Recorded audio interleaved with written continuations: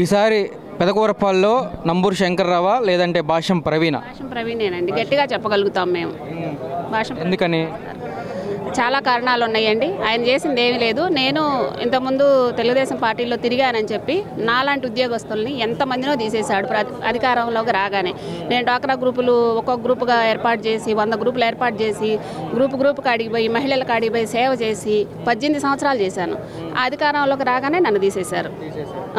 వాళ్ళ పార్టీ వాళ్ళు మేము పెట్టుకుంటాం, మీరు చేసేది ఏంది అంటే నాకు అర్థం కాలేదు. వాళ్ళ పార్టీ వాళ్ళే బతకాలి, యువతల పార్టీ వాళ్ళు బతకూడదా?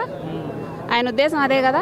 ప్రజావేదిక కూల్చాడు రాగానే. ఆ టైటిల్లో మొత్తం చేసుకుంటూ వచ్చాడు. చంద్రబాబు నాయుడు గారు రావాలి, వస్తేనే మళ్ళీ అధికారంలోకి వస్తేనే అభివృద్ధి జరుగుతుంది.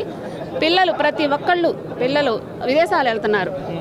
దేనికి వెళ్తున్నారు? ఉద్యోగాలు లేక వెళ్తున్నారు. మరి ఇక్కడ ఆయన రాజధాని వస్తేనే కదండి డెవలప్ అయ్యేది. మరి అయితే జగన్ వద్దు.